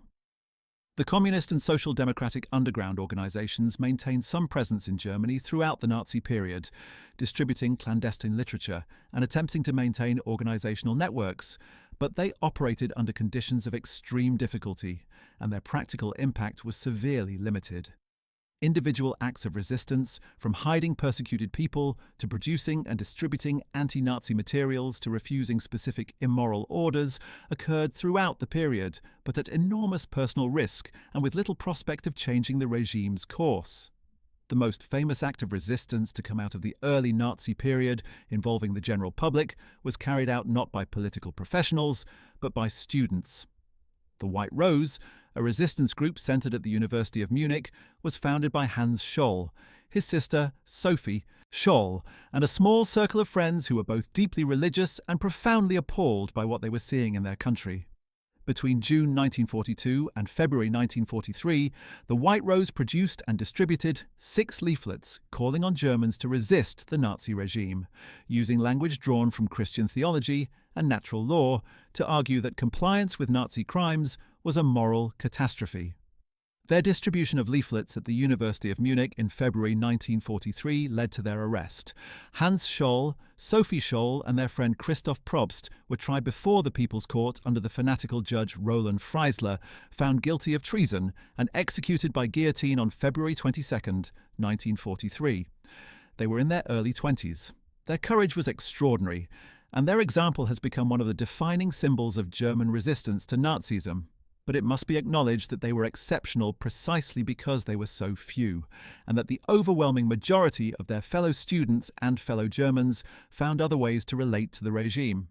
The family as an institution was both celebrated and undermined by the Nazi regime in ways that deserve particular attention, because the manipulation of family loyalty was central to how the regime maintained control and commitment. On one hand, the regime celebrated the German family as the foundation of national life, the site of racial reproduction and the transmission of German values to the next generation. On the other hand, it systematically trained children to place loyalty to the Führer and the movement above loyalty to their parents, and it created mechanisms by which children could report on their parents' behavior and attitudes. There were documented cases of children denouncing parents who had made critical remarks about Hitler or the regime, and while such cases were exceptional rather than typical, the mere possibility of them created anxiety and inhibited free expression within the family circle. The Hitler Youth's explicit message that the Führer was a higher authority than parents was a direct assault on the traditional family structure, even as the regime praised that structure in its propaganda. The experience of foreign workers in Germany during the Nazi period began to grow in significance in the late 1930s, as the labour shortage created by rearmament and military mobilisation required additional workers. Initially, foreign workers came largely voluntarily, attracted by wages that were higher than what they could earn at home, particularly from countries in southeastern Europe. But as the war approached and eventually began, the character of foreign labour in Germany changed dramatically. Polish workers brought to Germany after the conquest of Poland in 1939 were subject to humiliating restrictions that marked them as inferior and prevented their integration with the German population. They were required to wear identification badges, were forbidden to use public transportation and other facilities, and were subject to different and harsher legal treatment than German workers for the same offences. The exploitation of foreign labour, which expanded enormously during the war to include workers from across occupied Europe and concentration camp prisoners, was one of the most economically significant and morally indefensible aspects of the Nazi economic system. The regime's relationship with science was complex and often damaging, reflecting the tension between ideological requirements and the practical needs of a modern industrial and military state. Nazi racial ideology created an environment hostile to certain fields of science, most notably physics, where the designation of relativity as Jewish physics reflected the attempt to subordinate scientific truth to racial ideology. The dismissal of Jewish scientists from German universities deprived the country of some of its finest scientific minds, and the concept of German or Nordic science, developed by the Nobel Prize-winning physicists Philipp Lenard and Johannes Stark as an alternative to the allegedly Jewish theoretical physics, was pseudo-scientific nonsense that fortunately failed to completely displace legitimate research. German physics managed to survive largely because military necessity required it, and practical research on weapon systems and military technology continued, though fatally handicapped by the loss of Jewish talent and by the occasional interference of ideological imperatives. Medical science was perhaps the most deeply corrupted by Nazi ideology of any scientific discipline, because it provided the intellectual framework for both the forced sterilization program and the later murder of disabled people, and because significant numbers of German doctors participated enthusiastically in both programs. The use of concentration camp prisoners for medical experiments, carried out by doctors including the infamous Josef Mengele at Auschwitz and others at Dachau and other camps, represented one of the most appalling violations of medical ethics in history. Subjects were exposed to extreme cold, to high-altitude conditions simulated in pressure chambers, to infectious diseases, to surgical procedures without anesthesia, to poisons, and to numerous other forms of deliberate harm, all in the name of research that served military or ideological purposes. The doctors who carried out these experiments were not marginal figures in German medicine. Many had distinguished academic careers and some held prestigious appointments in German universities. Their participation in systematic torture and murder reveals how thoroughly the Nazi system had corrupted the professional ethics of an entire discipline. The legal system under the Nazi regime was transformed from an instrument of impartial justice into a tool of state oppression with remarkable speed. The independence of the judiciary, which had been a foundational principle of the Weimar Republic and of the broader Western legal tradition, was systematically undermined. Judges who issued decisions that the regime disliked were pressured, reassigned, or dismissed. Political cases were removed from ordinary courts and assigned to special tribunals, most notoriously the People's Court, established in April 1934 to deal with cases of treason and high treason. The People's Court, under its most infamous presiding judge Roland Freisler, who held that position from 1942 until his death when the Berlin courthouse was bombed in February 1945, became a theatre of orchestrated condemnation where defendants had no meaningful opportunity to mount a defence and verdicts of guilty and sentences of death were predetermined. Freisler was an extraordinary figure in the catalogue of Nazi judicial horror, a man of considerable legal intelligence deployed entirely in the service of ideological fanaticism, who screamed abuse at defendants, cut off their lawyers, and delivered verdicts in performances of judicial theatre that recorded for posterity exactly what the rule of law looked like when stripped of its substance. The ordinary courts continued to function, hearing civil cases and most criminal matters and maintaining a surface appearance of normal legal procedure. But the framework within which they operated had been fundamentally transformed. Laws that would previously have been considered violations of basic civil liberties were on the books and could be enforced without appeal to higher courts. The concept that there were any rights that the state could not override simply did not exist in Nazi Germany. This was not simply an abstract constitutional point. It meant that in practice, any individual whose behaviour or identity attracted the negative attention of the state had no meaningful recourse, that the protection of the law extended only as far as the regime's tolerance, and that tolerance could be withdrawn at any moment for any reason. One of the most revealing documents of life under the Nazi regime in its early years is the set of reports compiled by the Social Democratic Party in exile, known as the Deutschlandberichte, or Germany reports, which were prepared from 1934 to 1940, based on accounts from underground informants and from German emigrants. These reports attempted to monitor the mood of the German population, the response to regime policies, and the evidence of political opposition or discontent. What they reveal is a picture considerably more nuanced than either the regime's own propaganda of universal enthusiastic support or the exile community's hope for widespread active resistance. The reports document significant popular enthusiasm for aspects of the regime's program, particularly the economic recovery and the restoration of German national prestige through rearmament and diplomatic victories. They also document widespread complaints about shortages, about the behaviour of party functionaries, and about specific policies that affected people's daily lives. And they document the pervasiveness of fear, the awareness among ordinary Germans that political dissent was dangerous and that the safest course was to avoid political discussion altogether. The concept of the Volksgemeinschaft, or people's community, was one of the central ideological claims of National Socialism, and it deserves examination both as a propaganda tool and as a social reality. The Volksgemeinschaft promised the overcoming of class divisions and the creation of a genuine community of all Germans, bound together by blood and by shared commitment to national goals, in which traditional distinctions between workers and employers, between different regions and religious confessions, would be subsumed in the larger German identity. This vision had genuine appeal in a society that had been bitterly divided along class, regional and religious lines throughout the Weimar period, and which had seen those divisions exploited by politicians in ways that left the Republic ungovernable. The Nazi promise of national unity, of an end to the fratricidal conflicts that had weakened Germany and made it vulnerable to its enemies, spoke to a real longing for something larger than the factional politics of the Republic.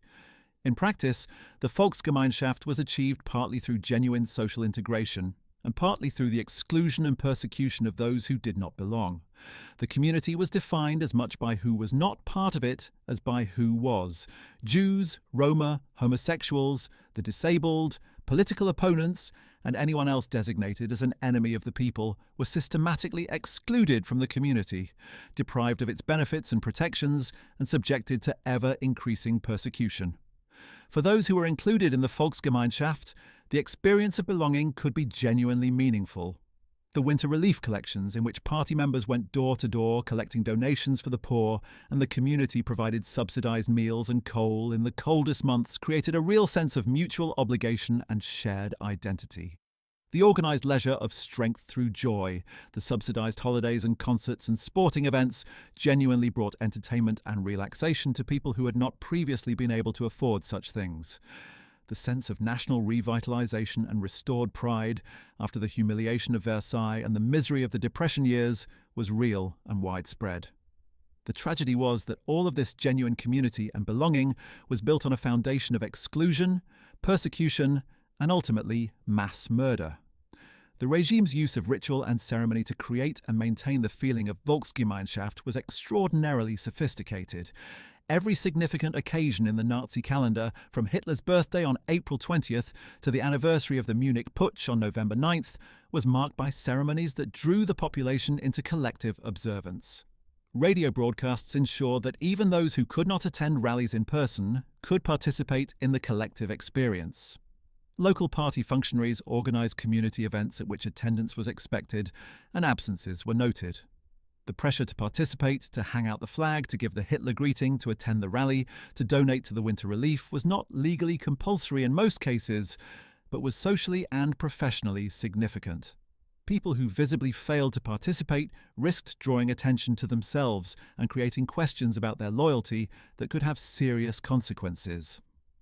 The final years before the outbreak of war in September 1939 were in many ways the peak of Hitler's domestic popularity. The diplomatic triumphs of 1936 and 1938, the remilitarization of the Rhineland, the Anschluss with Austria, and the acquisition of the Sudetenland, all achieved without war, seemed to validate Hitler's claim that he could restore German greatness through will and boldness, where lesser men had failed through caution. The economic recovery was by 1938 clearly real in its effects on the daily lives of ordinary workers. The crime statistics showed significant reductions in conventional criminal activity, a consequence partly of the regime's brutal policing and partly of the genuine improvement in economic conditions. Germany seemed to many Germans to be working. The minority of Germans who could see clearly where things were going, who understood that the diplomatic triumphs were preludes to war, that the economic recovery was built on a foundation of debt and rearmament that could only be sustained by conquest, and that the persecution of Jews was not a temporary aberration, but a central commitment of the regime that would intensify rather than moderate over time, were largely powerless. Some had already left Germany. Others were working quietly in underground networks or within institutions, trying to find ways to slow or limit the catastrophe they could see approaching. The July 1944 assassination attempt against Hitler, carried out by military officers led by Colonel Klaus von Stauffenberg, was the product of years of slowly maturing resistance within the Wehrmacht officer corps, but its failure demonstrated how difficult it was to act effectively against a regime that had so comprehensively destroyed the institutional frameworks through which opposition might have organized itself. The outbreak of war in September 1939 transformed life in Germany in ways both immediate and gradual. Rationing was introduced almost immediately, reflecting both the genuine constraints of the German economy and the regime's desire to distribute the burdens of war equitably, or at least to appear to do so. The early victories in Poland, France, and the Low Countries in 1939 and 1940 were celebrated with genuine popular enthusiasm, as the lightning speed of German success seemed to promise a short war with minimal German casualties. The fall of France in June 1940, accomplished in weeks where the First World War had produced 4 years of terrible stalemate, seemed to many Germans like the definitive vindication of Hitler's genius and Germany's restored military power. Support for the regime reached perhaps its highest point in the summer of 1940, when it seemed that Hitler had genuinely accomplished what he had promised, that Germany had avenged its humiliation and established its dominance of the continent. But the war that followed was not the short, decisive campaign that early victories had suggested. The Battle of Britain demonstrated that the Luftwaffe could not break British resistance from the air.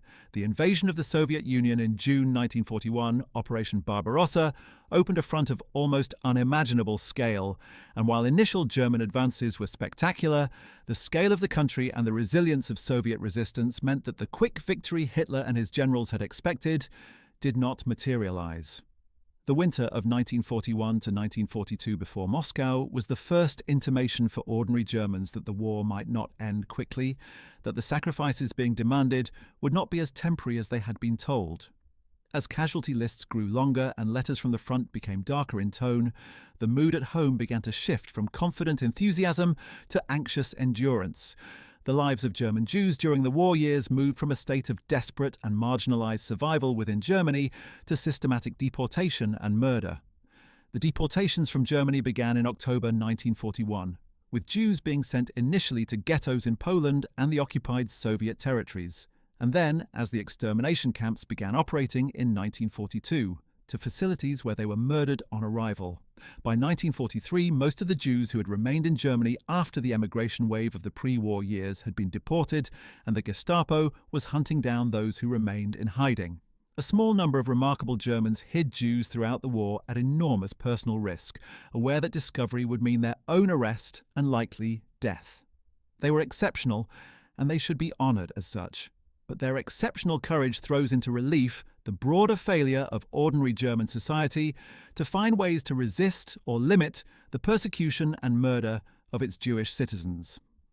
What becomes clear from examining the full arc of life under Hitler in the early years of the Nazi state is that the construction of a totalitarian dictatorship is a process that operates simultaneously on many levels, reshaping institutions, norms, relationships, cultural life, and individual psychology in ways that are interconnected and mutually reinforcing. No single element, not the propaganda, not the terror, not the economic recovery, not the ideology, not the social rituals, was sufficient by itself to account for how the Nazi regime sustained itself and how it carried out its crimes with the degree of popular acceptance and active participation that it achieved. The full explanation requires understanding all of these elements and how they work together, each reinforcing and enabling the others. The German people of the 1930s were not a uniquely evil or uniquely weak people. They were ordinary human beings shaped by specific historical circumstances, subjected to exceptional pressures, and presented with extraordinary challenges to their moral judgment. Many failed those challenges in various ways through active participation, through complicity, through willful ignorance, and through simple, self-interested silence. A significant minority found ways to maintain their integrity and humanity despite everything, and some gave their lives in resistance. The tragedy of Nazi Germany is not a story that comfortably exempts any particular group, including observers from outside Germany who had their own failures of perception, courage, and generosity in those years. Understanding how ordinary life continued in Germany alongside extraordinary crimes requires grappling with the concept that historians have called normality under conditions of abnormality, the capacity of human beings to maintain the routines and rhythms of daily existence, going to work, raising children, enjoying entertainment, forming friendships and romantic attachments, while the society around them is carrying out crimes against humanity. This is not a comfortable idea because it seems to suggest a degree of moral compartmentalization that challenges our preferred image of ourselves as people who would have seen what was happening and acted accordingly. But the evidence from Germany in the 1930s makes clear that this compartmentalization was not only possible, but was in fact very widespread, and understanding it is essential to understanding how the Nazi system worked. People who lived through those years describe experiences that seem jarringly normal when set alongside what we know was happening simultaneously. Young people fell in love and got married. Families celebrated holidays and birthdays. Workers took pride in their craft and their achievements.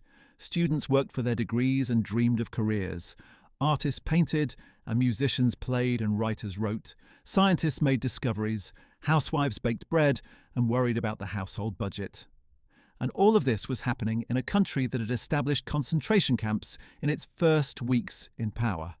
that had systematically stripped a segment of its population of their citizenship and human rights, that was building the military machine with which it would launch the most destructive war in human history, and that would eventually organize and carry out the systematic murder of 6 million Jews and millions of other people defined as enemies.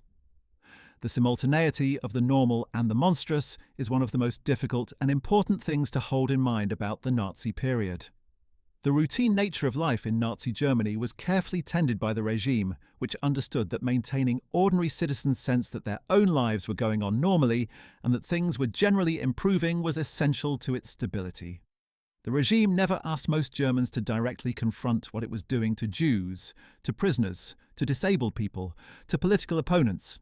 It asked them to go to work, to support the winter relief collections, to send their children to the Hitler Youth, to buy their Volkswagen savings stamps, to turn on the radio in the evening and listen to the concert that Goebbels had arranged. The crimes were carried out in parallel to these ordinary activities, but in spaces that the ordinary German, if sufficiently motivated to avoid seeing, could avoid seeing, not because they were hidden, but because looking required effort and the consequences of looking were uncomfortable. The experience of American journalist William Shirer, who was stationed in Berlin throughout most of the Nazi period and reported for CBS Radio, provides one of the most vivid outside accounts of what life in Nazi Germany was actually like on a daily basis. Shirer moved in circles that gave him access to high-ranking Nazi officials, to foreign diplomats, to German intellectuals, and to ordinary citizens, and his diaries and later memoir describe a society that was in many respects functioning normally by the late 1930s while carrying out crimes that he saw with increasing clarity. He describes the sophistication and attractiveness of Berlin's social life, the good restaurants, the concerts, the theatre, the fashion.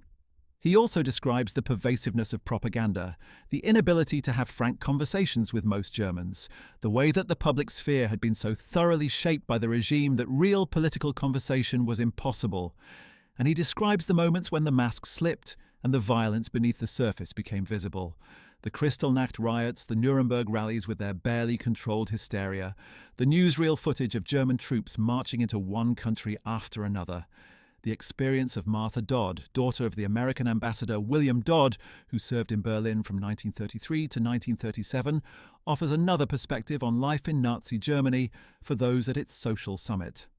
Martha arrived in Berlin as a young woman with literary ambitions and an openness to experience that initially made her sympathetic to some aspects of the new Germany. She had relationships with several German men, including an SS officer, before the reality of what she was witnessing gradually turned her into an opponent of the regime. Her memoir, Through Embassy Eyes, describes the transformation of Berlin society during those years, the way that Jewish friends and colleagues disappeared from social life, the anxious quality of conversations in which people carefully avoided any mention of politics, the theatrical quality of the official ceremonies and rallies, and the charm and menace of the Nazi leaders she encountered. Her account confirms what other observers described, that the regime was not universally hated or feared by those who were not its direct victims, and that its social face could be attractive to people who were not paying close enough attention to what lay beneath it. The experiences of German Jews themselves during the pre-war years, recorded in diaries, letters, memoirs, and later testimonies, document a journey from bewilderment to growing fear to desperate searching for escape that is almost unbearable to read in the knowledge of what ultimately happened. Victor Klemperer, a professor of Romance languages in Dresden who was married to a non-Jewish woman and who survived the war in part because of this marriage, kept a detailed diary throughout the entire Nazi period that was published after his death, as I will bear witness. His observations of daily life under the regime, the gradual accumulation of restrictions and humiliations, the psychological toll of living as a marked and persecuted person, the small moments of human decency from non-Jewish neighbours and colleagues alongside the much more prevalent indifference and hostility, provide one of the most valuable and disturbing accounts of what it meant to live as a Jew in Nazi Germany. Klemperer was a patriotic German who had served in the German army in the First World War and who considered himself thoroughly assimilated into German culture. His diary records his growing recognition that the assimilation he had trusted meant nothing to the regime, and that his German identity, which he valued above everything, was being systematically stripped from him. He notes the language of the regime, the way that certain words became contaminated, the way that propaganda reshaped the meanings of ordinary terms, and he was developing the analysis of Nazi language that he later published as The Language of the Third Reich, a pioneering study of how totalitarian regimes corrupt language as a means of corrupting thought. His survival was not only fortunate but also significant, because it gave the historical record one of its most detailed and nuanced accounts of the experience of persecution from the inside. The economic realities that ordinary German workers navigated in the years of the Nazi regime were shaped by a combination of real improvements in material conditions and very real constraints on freedom and rights. Wages in the mid-1930s were somewhat higher than they had been at the nadir of the Depression, but they were controlled and could not rise beyond the limits the regime set. Prices were also controlled, which helped maintain living standards, but also meant that the market was not free. Consumer goods became increasingly available as the economy recovered, but certain products remained scarce or were allocated by the regime for strategic reasons. Housing in the great cities was chronically short, and the East Sam. Conditions in many working-class neighborhoods remained poor. The regime spoke constantly of its commitment to the working class and the dignity of labor, but the reality was that workers had lost the rights and organizations that had given them bargaining power, and their welfare was subordinated to the regime's military and ideological priorities. The small businessman and the artisan experienced the Nazi period with a mixture of relief at the recovery from the Depression and frustration at the regime's interventionism and the competition from large state-sponsored enterprises. The Nazi Party had come to power partly on the support of the middle-class Mittelstand, the small shop owners, craftsmen, and independent professionals who had been devastated by the Depression and who feared being squeezed out of existence by both big business and organized labor. The regime made gestures toward protecting the small businessman, establishing department store bans in some contexts and promoting craft guilds. But in practice, the interests of large industry, which was essential for rearmament, almost always took precedence over those of small enterprises when conflicts arose. Many small businessmen were disappointed by the gap between Nazi rhetoric and Nazi economic policy, though they rarely articulated this disappointment in ways that risked their safety. The fate of the German aristocracy under the Nazi regime is an interesting case study in the complex relationship between traditional elites and the new political order. The great families of the German nobility occupied an ambiguous position. Some embraced National Socialism with genuine enthusiasm, seeing it as a bulwark against communism and a vehicle for restoring German prestige. Others maintained a distance born of traditional conservatism and skepticism toward the upstart Austrian corporal and his movement of plebeians. The Wehrmacht officer corps, which drew heavily on the aristocratic tradition, had its own complicated relationship with Nazism, accepting the regime's support and its military build-up while maintaining a professional culture that was in some respects at odds with Nazi populism. The July 1944 assassination plot against Hitler was carried out by men who came largely from this traditional military and aristocratic milieu. Figures like Klaus von Stauffenberg, Henning von Treschow, and Axel von dem Bussche, whose resistance was motivated partly by traditional Christian ethics and professional honor, and partly by the recognition that Hitler was leading Germany to catastrophic defeat. The relationship between the Nazi regime and organized crime deserves a brief mention because it illuminates something important about how the regime operated. The SA, in its early years especially, was intimately connected with the criminal underworld of German cities, drawing members from the ranks of ex-convicts, violent brawlers, and men whose history made legitimate employment difficult. The brutal culture of violence that the SA embodied was not an ideologically pure expression of National Socialism, but rather a mixture of genuine fanaticism with the street violence and criminality that had always been part of the movement's social base. After the Night of the Long Knives, when the SA's leadership was murdered and its power was curbed, the SS developed a somewhat different character, attracting a higher proportion of men with professional and educational backgrounds while maintaining its capacity for organized violence.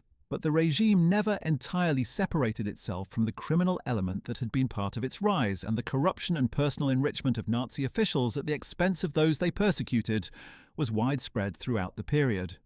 The ordinary Germans' awareness of and response to the deportation of Jews from their communities beginning in 1941 is a question that historical research has examined with increasing rigor in recent decades, with findings that are deeply disturbing. When Jews were removed from German towns and cities, it happened in ways that were difficult to miss. Neighbours watched as families were taken from their homes. The contents of Jewish apartments were often publicly auctioned off to local buyers. The post offices and tax offices and other local institutions processed the paperwork associated with the deportations in full view of ordinary officials and citizens. Former colleagues of deported Jews continued to occupy positions that their Jewish co-workers had vacated. The evidence that was available to ordinary Germans who chose to pay attention was substantial, and the number who genuinely had no idea that something very bad was happening to the Jews being deported is almost certainly smaller than post-war Germany's self-image of ignorance required. What most ordinary Germans did not know, and what the regime worked strenuously to conceal, was the specific fate that awaited the deportees: the gas chambers, the systematic murder of entire communities upon arrival. This operational secret was among the most carefully guarded of the war, and the evidence that it was widely known within Germany proper, as opposed to in the occupied eastern territories where the killing operations were carried out, is limited. But the combination of what was known, that Jews were being deported to the east under terrible conditions, that many were dying, that the regime's commitment to eliminating Jews was total and uncompromising, with a deliberate suppression of full knowledge, created a moral situation in which many Germans could tell themselves they did not know, while at some level understanding more than they wanted to admit. This uncomfortable middle ground between full knowledge and genuine ignorance was where most ordinary Germans lived in relation to the Holocaust, and it is one of the most morally challenging aspects of the entire Nazi period to think clearly about. The children who grew up in Nazi Germany and who survived to adulthood were in many ways the most profoundly shaped by the experience, because it formed the world they grew up in and provided the framework within which their most basic values and identities were formed. The question of what happens to a generation formed by totalitarianism, of how people raised to believe that loyalty to the Führer was the highest virtue and that racial enemies deserved extermination, come to terms with the revelation that everything they were taught was based on lies and crimes, is one of the most complex psychological and moral questions the Nazi period has bequeathed to history. Germany's post-war reckoning with the Nazi past, which has been more thorough and more honest than that of any other country that participated in the crimes of that period, has been shaped in large part by the determination of people who grew up in the Nazi system to understand and confront what they were part of, to ensure that their children and grandchildren understand it, and to take responsibility as a society for what was done in Germany's name. The children of Nazi leaders faced these questions in their most acute and personal form. Martin Bormann Jr., son of Hitler's powerful party secretary, converted to Catholicism after the war and spent years in missionary work as a form of atonement. Nicholas Frank, son of Hans Frank, the Governor-General of occupied Poland who was executed at Nuremberg, wrote with fierce candour about his father's crimes and about the difficulty of living as the son of a mass murderer. Gudrun Himmler, daughter of the SS chief, took the opposite path, refusing to acknowledge her father's crimes and spending her life supporting former SS members through the Stille Hilfe organization, an almost incomprehensible position that nonetheless reveals something important about the psychological mechanisms by which people maintain their self-image in the face of unbearable truth.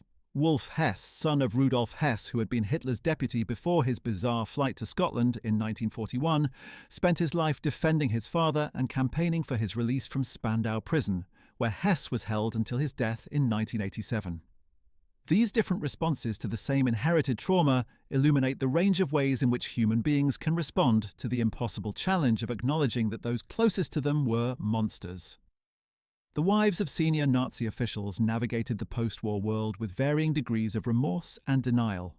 Margaret Himmler, who had joined the Nazi Party in 1928 and had been photographed inspecting Red Cross hospitals in occupied Poland, claimed after the war that she had known nothing of her husband's crimes and pleaded for clearance from Nazi association. She was ultimately classified as a profiteer of the regime and sentenced to 30 days of penal labour, a remarkably light consequence given the scale of what her husband had organised. She spent the rest of her life under the pseudonym Margaret Boden, attempting to separate herself from the history she had helped to make possible. Emmy Goering, who had lived in extraordinary luxury at Karenhall while her husband accumulated a vast collection of art looted from Jewish and other victims, was found guilty by a German denazification court, sentenced to a year in prison, and had 30% of her remaining wealth confiscated. She later wrote an autobiography that suggested she had simply been a devoted wife unaware of the full dimensions of what her husband was doing, a claim that strained credulity given the scale and visibility of his activities. Ilse Hess, wife of Rudolf Hess and a committed National Socialist in her own right who had rejoined the Nazi Party in 1925 after its initial banning, spent the post-war decades advocating for her husband's release from Spandau prison while remaining devoted to the ideology that had produced his crimes. She ran a boarding house in the Aargau after her release from an internment camp, corresponded with known admirers of Hitler, published a controversial book drawing on her communications with her husband during his imprisonment, and died in 1995, having never publicly distanced herself from National Socialism. Lena Heydrich, widow of the man who had organized the mass deportation of Jews, was acquitted in denazification proceedings, successfully sued the West German government for a pension, and wrote a memoir in 1976 that defended her late husband while claiming she had been ignorant of his crimes. She spent her post-war years managing the former summer house on the island of Fehmarn that had belonged to Reinhard Heydrich, turning it into a restaurant and inn until it was destroyed by fire. The post-war fates of Germany's military commanders further illustrate the imperfect and sometimes deeply inadequate nature of the justice that was dispensed to those responsible for conducting Hitler's wars. The Nuremberg military tribunals, which followed the main international military tribunal that ended in October 1946, prosecuted military officers, industrialists, doctors, lawyers and other groups in a series of separate trials. The High Command trial prosecuted senior Wehrmacht generals, including Georg von Küchler, who commanded Army Group North in the Soviet Union, where his forces participated in the brutal siege of Leningrad and were implicated in war crimes against civilians and prisoners of war.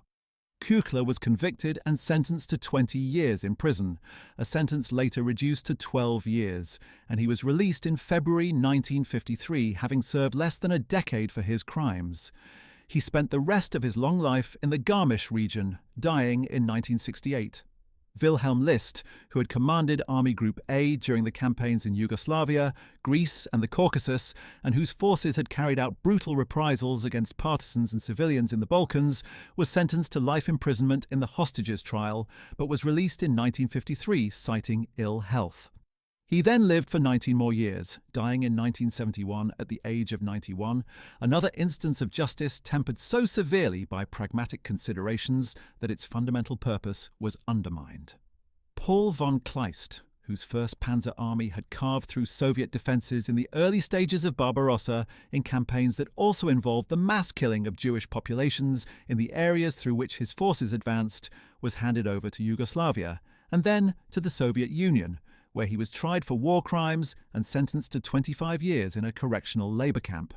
He died in Vladimir Central Prison in November 1954, one of the highest-ranking German officers to die in Soviet captivity. The contrasting fates of these men, shaped by which power held them and what political considerations were in play at the time of their trials, reflect the limitations of post-war justice as much as its achievements. What, in the end, can we say about life under Adolf Hitler in the first years of Nazi Germany? We can say that it was experienced differently by different groups of people, that its horrors were unevenly distributed and unevenly visible, and that the majority of those who lived through it were neither heroes nor monsters, but ordinary human beings navigating extraordinary circumstances with the tools, values, and limitations of their particular positions in society. We can say that the Nazi regime was genuinely popular in significant ways and for real reasons, and that understanding that popularity is essential to understanding how it was possible and how it was maintained. We can say that the crimes it committed were visible enough that the claim of total ignorance is implausible, and that the choice many Germans made to limit their awareness and suppress their knowledge of what was happening was itself a moral act with moral consequences. And we can say that the lessons of the Nazi period about how democracies can be subverted, how ordinary people can be recruited into or can accommodate themselves to criminal regimes, how propaganda and terror work together to reshape public consciousness, and how the gradual escalation of persecution can carry a society from discomfort to acquiescence to complicity, remain as urgently relevant today as they were in the years when the world first had to reckon with what Germany had done. The first years of Nazi Germany were not, for most of those who lived through them, a time of obvious evil and obvious choice. They were a time of complexity and confusion, of genuine improvements and hidden costs, of propaganda that told convincing partial truths, of terror that was real but unevenly applied, of crimes that were being committed in the name of the community against people who had been defined as not belonging to the community. Understanding this complexity is not an excuse for what happened or a mitigation of responsibility. It is rather the essential foundation for understanding how it happened at all, and therefore for understanding how similar things might be prevented from happening again. The warning signs are not always flashing lights and sirens. Sometimes they are the gradual accumulation of small compromises, the quiet normalization of the unacceptable, the comfort of belonging that distracts from the question of what one is belonging to. These are the lessons that the first years of Nazi Germany have left for those willing to learn them. The history of those who resisted, who refused the comfort of belonging at the cost of conscience, who maintained their humanity and their decency against the full weight of a totalitarian state, is a history that deserves to be told alongside the history of complicity and accommodation, because it demonstrates that the choices made by individuals were, in fact, choices, not inevitable outcomes of historical forces. The doctors who refused to participate in medical experiments, the teachers who found quiet ways to undermine the ideology they were required to teach, the workers who helped hide Jewish colleagues, the soldiers who refused illegal orders at the risk of their careers and sometimes their lives, the Hans Scholz and Sophie Scholz who stood up and said no at the cost of everything they had. All of these people made choices that others in their situations did not make, and their choices are a reminder that moral agency was never entirely extinguished, even by the most comprehensive totalitarian system the modern world had produced. The Germany that emerged from the ruins of the Second World War, from the Nuremberg trials, from the evidence of what the regime had done that was gradually assembled and confronted in the decades that followed, was a country that has had to live with an almost unbearable inheritance. The Federal Republic of Germany has engaged with its Nazi past more seriously and more honestly than any other country in the world has engaged with its most shameful history, building an extraordinary system of memorial, education, and legal accountability that has become a model for how societies reckon with historical crimes. That process of reckoning is still ongoing, still revealing new dimensions of collaboration and complicity that had been covered over, still producing legal proceedings against individuals who participated in crimes 7 or 8 decades ago. The commitment to memory and accountability that Germany has demonstrated is itself a form of answer to the question of what life under Hitler meant and what it requires of those who come after. Well, that is it for today. Thank you so much for watching. We hope you found this deep dive into life under Adolf Hitler in the first years of Nazi Germany both informative and thought-provoking. It is a story that reminds us how fragile democratic institutions can be, and how the choices made by ordinary people in extraordinary times carry consequences that echo across generations. If you enjoyed this video and want to continue exploring the history of the Second World War and the Nazi period, make sure to check out our other videos on related topics, including what happened to Germany's top generals after the war, the fate of the Waffen-SS after 1945, and the lives of the women and children connected to the Nazi leadership. There is so much more to explore in this history, and we are committed to bringing it to you in the most thoughtful and comprehensive way we can. Don't forget to like this video if you found it valuable, to subscribe to our channel so you don't miss future videos, and to hit the notification bell so you will be alerted when new content is published. Your support means everything to us and allows us to keep producing this kind of in-depth historical content. See you in the next one.